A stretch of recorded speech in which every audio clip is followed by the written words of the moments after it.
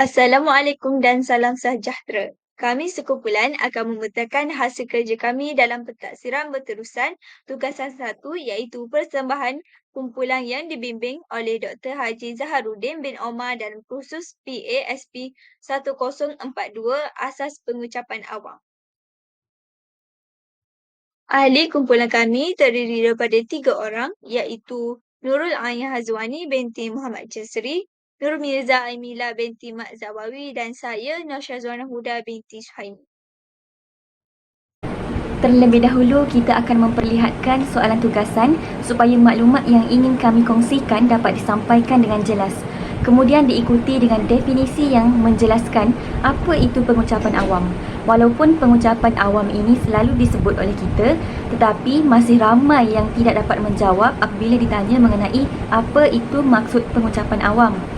Seterusnya dalam video ini juga kami terangkan mengenai tujuan pengucapan awam, jenis-jenis pengucapan awam dan apa kepentingannya kepada kita.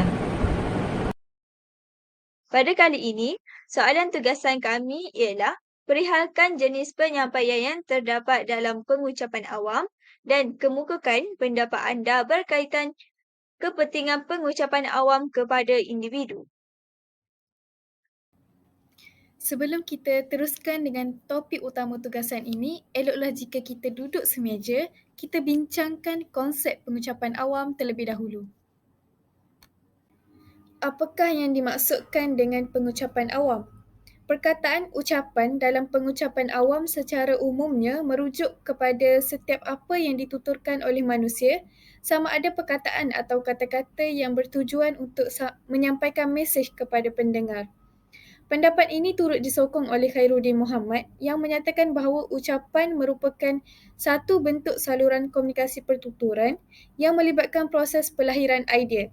Dalam kata lain, ucapan merupakan medium untuk menyampaikan maklumat kepada umum melalui perucap itu sendiri. Manakala perkataan awam pula menjurus kepada perkara yang melibatkan orang ramai sebagai suatu keseluruhan. Setiap perkara yang menggunakan istilah awam adalah untuk ataupun terbuka kepada semua orang, yang mana tidak terikat kepada golongan tertentu yang khusus. Melalui penjelasan definisi ucapan dan juga definisi awam tadi, maka dapatlah dirumuskan bahawa pengucapan awam ini merupakan interaksi penghantaran mesej di antara seorang pengucap dan juga sekumpulan pendengar. Sesebuah pengucapan awam boleh terdiri daripada medium penghantaran mesej secara lisan dan juga bukan lisan. Apa yang dimaksudkan dengan lisan di sini adalah perucapan yang memerlukan perucap itu berucap. Manakala pengucapan awam bukan lisan merujuk kepada pengucapan yang memberi mesej dalam bentuk cara berpakaian, tingkah laku serta pergerakan mata perucap. Definisi ini sinonim dengan pendapat yang telah dinyatakan oleh Maimunah Osman yang menyatakan bahawa pengucapan awam ini merupakan satu interaksi penghantaran mesej antara seorang perucap dan juga sekumpulan pendengar. Selain daripada Maimunah Osman, Abdul Mu'ati turut menzahirkan pandangan beliau mengenai penakrifan pengucapan awam, yang mana beliau mengatakan bahawa perucapan awam atau umum ini menggunakan anggota komunikasi verbal dan juga bukan verbal.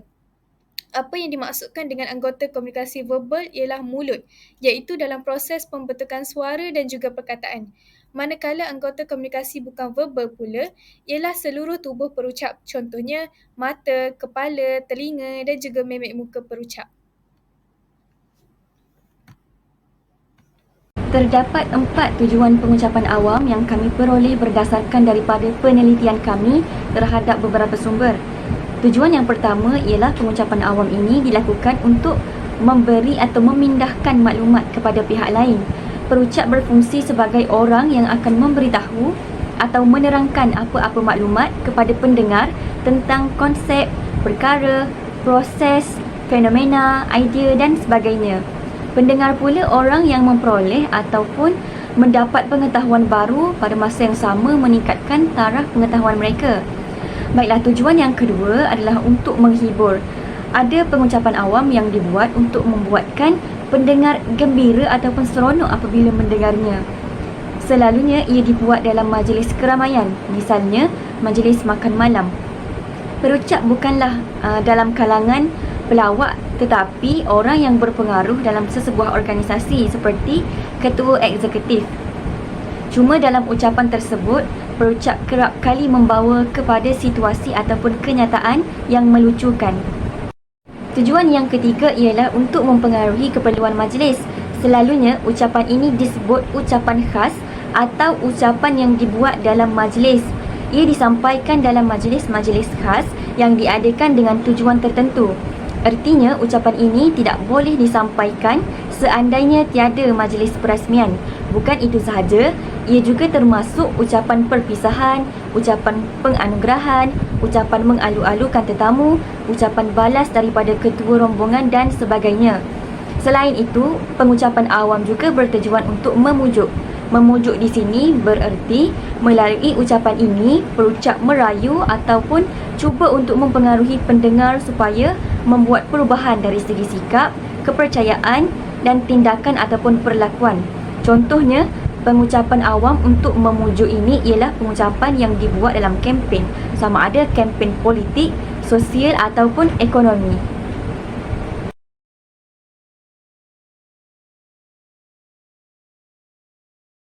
Selanjutnya, jenis-jenis pengucapan awam. Seterusnya, mari kita lihat kepada jenis pengucapan awam. Yang pertama ialah berdasarkan teks di mana audien hanya mendengar apa yang ingin disampaikan oleh perucap. Ucapan jenis ini juga ucapan yang ditulis dan dirancang sepenuhnya. Dengan itu, teks ucapan perlu disusun rapi kerana jenis ini mementingkan ketepatan dan susunan perkataan. Oleh itu, ucapan yang ingin disampaikan perlu dirancang lebih awal. Kebiasaannya, ucapan berdasarkan teks ini bila terdapat sesuatu makluman atau fakta yang penting perlu disampaikan yang mempunyai maksud yang tersendiri. Namun, ucapan jenis ini agak kaku kerana pandangan mata perucap lebih berfokus kepada teks yang ingin dibacakan berbanding audiens. Selain itu, ucapan jenis ini agak sukar untuk diubah sesuai dengan perubahan keadaan kerana perucap akan hanya yang telah disediakan. Ucapan berdasarkan teks biasanya digunakan dalam majlis-majlis formal seperti majlis perasmian, perhimpunan, perkahwinan dan sebagainya.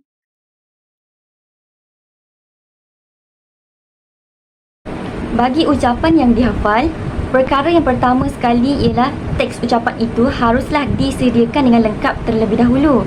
Kemudian barulah diberi kepada perucap untuk dihafal keseluruhan teks tersebut. Ucapan ini merupakan ucapan yang agak sukar dibuat kerana perucap perlu menghafal satu persatu perkataan yang terdapat dalam teks. Ia akan jadi lebih mencabar lagi apabila perucap tidak mempunyai daya ingatan yang baik dan ia sejenis ucapan yang sukar untuk diubah suai sekiranya terdapat perubahan pada situasi atau reaksi audien. Contoh ucapan yang dihafal ialah pidato yang dapat kita lihat. Ia memerlukan sedikit masa untuk perucap menghafal terlebih dahulu teks sebelum menyampaikan kepada pendengar. Jenis ucapan yang seterusnya adalah jenis ucapan extemporaneous. Ucapan extemporaneous ini merupakan ucapan yang dilakukan secara spontan dengan mengingat isi-isi penting sahaja. Ucapan jenis ini memerlukan perucap itu untuk mengambil masa bagi membuat persediaan yang baik. Ucapan extemporaneous ini adalah gabungan daripada kedua-dua jenis ucapan yang telah dibincangkan tadi. Jika dibandingkan dengan kedua-dua jenis ucapan berdasarkan teks dan juga ucapan yang dihafal, ucapan jenis extemporaneous adalah lebih baik dan berkualiti kerana perucap tidak kaku ketika berucap. Berbanding dengan ucapan berdasarkan teks, perucap jenis ini agak kaku kerana pandangan mata perucap lebih banyak tertumpu kepada teks ucapan daripada memandang audiens. Begitu juga dengan ucapan yang dihafal yang memerlukan pembaca menghafal keseluruhan teks ucapan ayat demi ayat serta sesetengah perucap ini sukar untuk mengubah suai ucapan mereka mengikut perubahan situasi semasa. Berbeza dengan pengucapan yang dihafal, Pengucapan extemporaneus ini membolehkan perucap mengubah suai ucapannya mengikut perubahan masa. Keadaan ini membolehkan perucap terlihat lebih sensitif terhadap keadaan sekitar dan mampu mewujudkan perhubungan yang baik dengan audiennya. Perkara ini akan meningkatkan lagi keberkesanan mesej yang disampaikan. Pengucapan jenis ini tidak membaca maupun menghafal tetapi menggunakan perkataan mereka sendiri berpandukan kepada nota kecil sahaja. Nota yang dimaksudkan ini ialah nota yang mengandungi idea-idea utama dan idea penyokong yang dicatat secara ringkas sahaja. Nota yang biasanya ditulis pada kad kecil ini digunakan sebagai panduan sahaja bagi mengingatkan perucap bahan yang perlu didahulukan dan dikemudiankan. Keadaan ini membolehkan perucap menyusun idea-idea mereka dengan baik.